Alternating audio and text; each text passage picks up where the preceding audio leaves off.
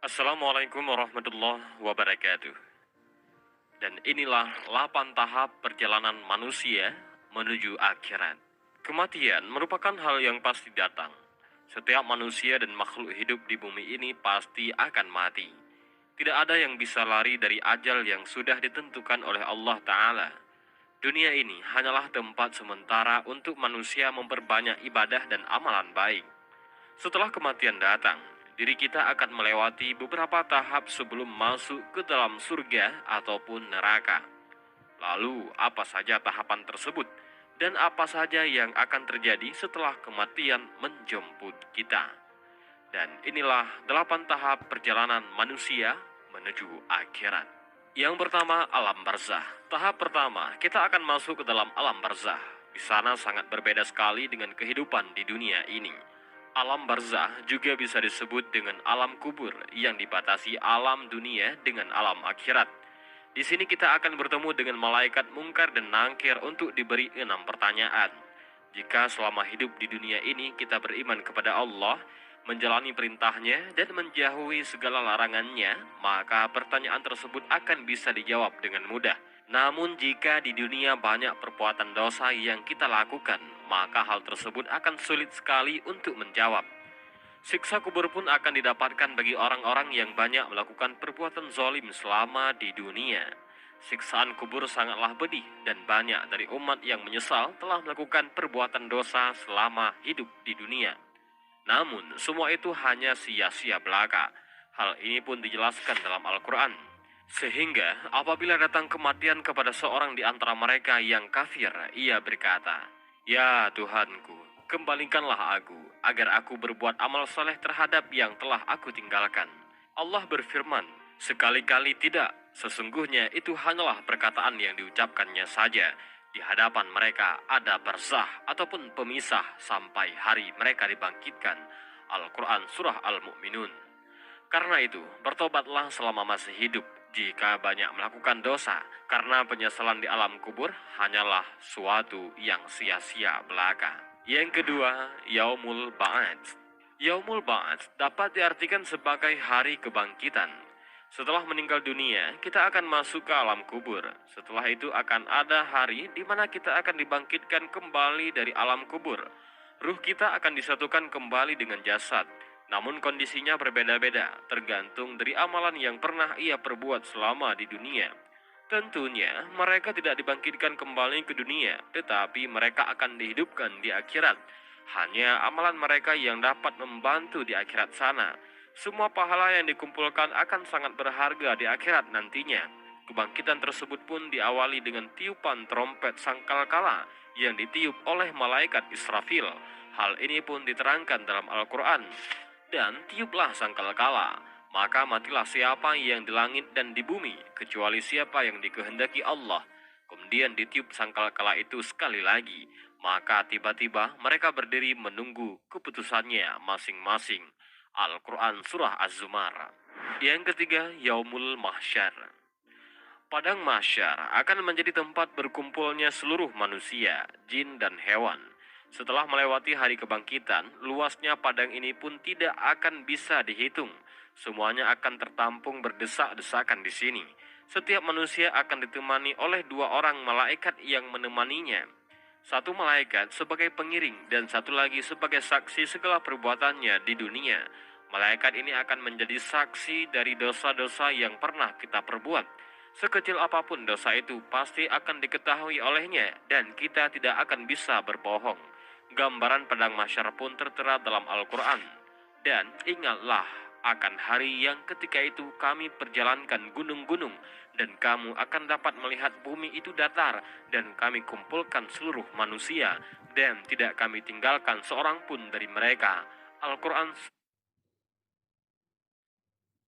Nantian, di sana akan terasa sangat cepat untuk para umat yang beriman dan bertakwa, berbeda dengan umat yang banyak melakukan dosa. Penantian tersebut akan terasa sangat lama dan juga panjang sekali. Yang keempat, Yaumul Mizan. Setelah semua makhluk dari bumi hingga lapisan langit ketujuh berkumpul di padang mahsyar, maka tibalah Yaumul Mizan. Pada Yaumul Mizan atau hari penimbangan, setiap makhluk ciptaan Allah akan mengeluarkan buku amal perbuatannya selama hidup. Setiap amalan yang telah mereka lakukan akan ditimbang. Di hari itu akan terlihat banyaknya amalan baik dan amalan buruk yang pernah kita perbuat. Semua aib dan dosa yang pernah diperbuat akan terlihat di sini. Tidak akan ada yang bisa ditutup-tutupi lagi. Tidak akan ada kesempatan untuk merubah diri dan meminta ampun kepada Allah Ta'ala. Bagi seorang yang dosa-dosanya lebih banyak dilakukan, maka akan menjadi penghuni neraka. Proses penimbangan amal pada Yaumul Mizan pun diterangkan dalam Al-Quran.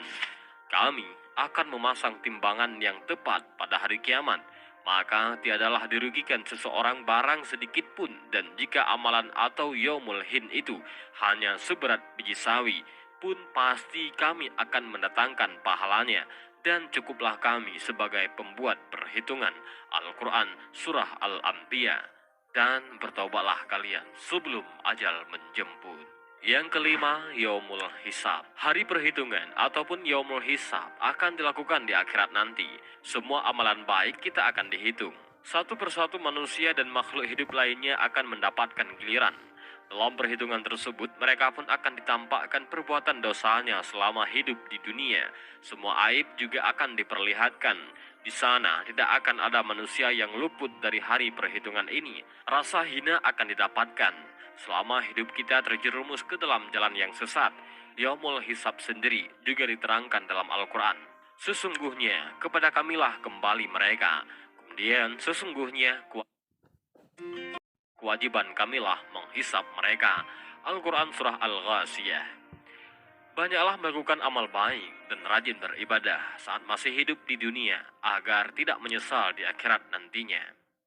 Yang keenam, jembatan Shiratal Mustaqim. Setelah melalui perhitungan amal dan dosa, kita akan dihadapkan dengan jembatan Shiratal Mustaqim.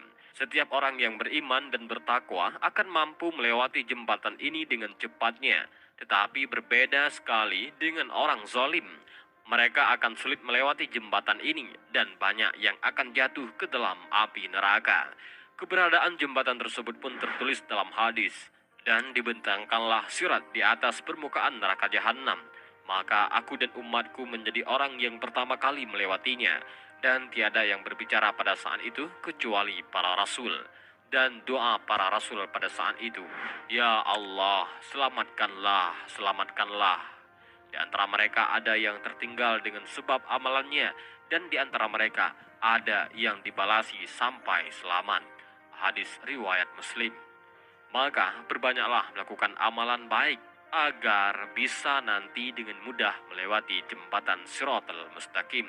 Yang ketujuh adalah surga. Para umat yang mampu melewati jembatan Shiratal Mustaqim akan masuk ke dalam surga Allah Ta'ala, tempat yang sangat indah dan nyaman untuk orang-orang yang beriman dan bertakwa.